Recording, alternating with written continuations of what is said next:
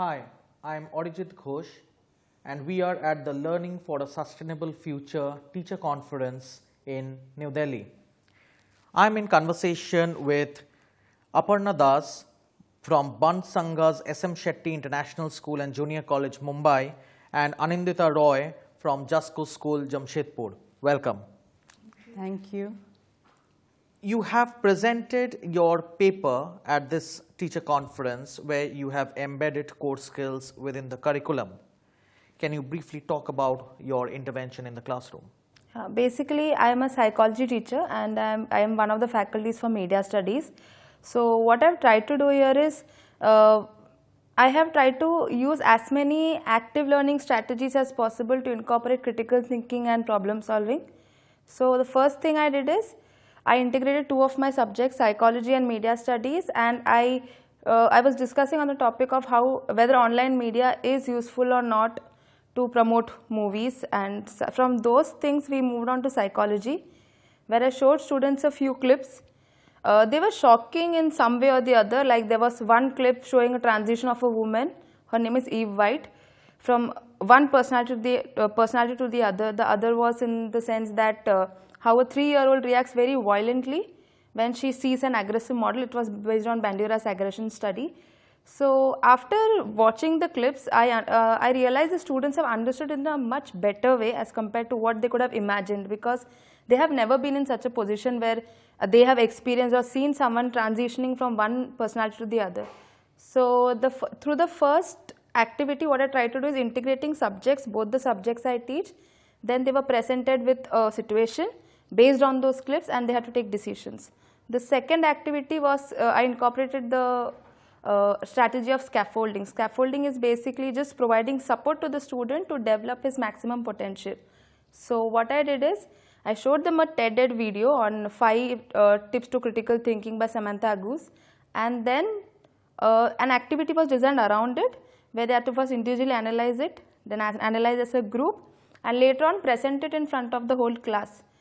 My third activity was team teaching, because I believe I cannot analyze anything objectively, because I am a psychology teacher, so my brain thinks in a certain way. So I collaborated with the economics teacher and the business teacher, and we came up with an activity which was based on a video called Doubt. Doubt was the video shown to us in British Council itself. I found it very interesting.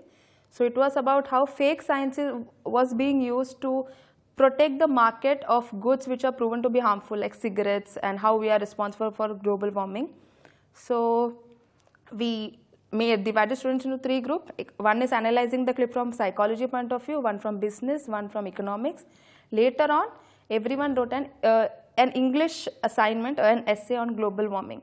So what we realized is, since they had already been in this activity where multiple perspectives were being analyzed, they carried over to that global warming essay and they performed really well. So it was an English essay, so rather than focusing on paragraph alignment, number of words, and the spelling errors and all those things, flowery vocabulary, they started actually addressing real issues. So these were the things that we tried to do. This is how I tried to incorporate critical thinking and problem solving strategy. Sounds fabulous, fabulously interesting. What about your work? Can you briefly summarize your work for us? Okay. After undergoing the core skill training on leadership and personal development, I went back to my school and encouraged my students to undergo the same kind of program. Now these empowered young leaders, they decided to take up the project of designing the newsletters covering all the major events and activities of the school. Now in our school we have mostly first generation English learners, and these children had never got an exposure to take up such a responsible task before. So what I decided was, I told them that they could design their own newsletters, and they could be handmade ones. It was not necessary for them to get them printed. So I saw that there were students who showed the qualities of born leaders, and there were some who were trying to develop those leadership qualities. Whatever it was, there was a lot of teamwork, and students finished the work on the stipulated time. Now, the principal was so mesmerized when she saw the newsletters, mostly the handmade newsletters, that she decided that the standard 9 students who had undergone this training and had taken up this project would form the newsletter committee of the school. And now the newsletter of the school is being designed by these students. The teachers no more, the teachers have taken a back seat. They only guide the students, and these empowered young leaders, they have gone ahead. Now this was only a stepping stone for them. Now they have gone ahead and have done many other projects which have helped all the students in the school as well as the community. Like they have taken up the task of educating the parents on the need of medicinal plants, like how they can cure the common ailments. Then they have educated people on how to use a tippy tap. Okay, they've gone to the slums, and now they have started collecting money themselves by doing chores, and then they have bought things for the children in the slums and gone and distributed. So this is a great learning for our students. Very nice to hear that. Very, very exciting, I think, engaging classrooms which you have now in your school. Now, as part of this 2-day teacher conference, apart from presenting paper, you have witnessed other sessions as well. So what is your biggest takeaway from this conference?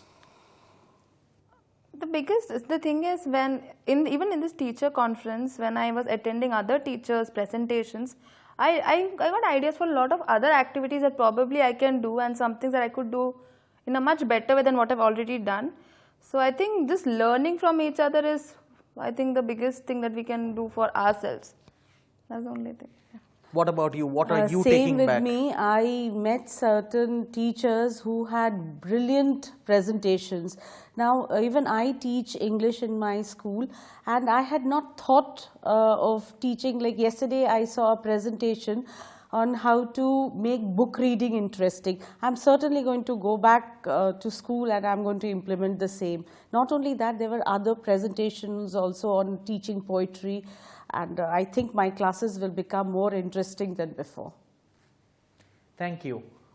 We were in conversation with Aparna Das and Anindita Roy.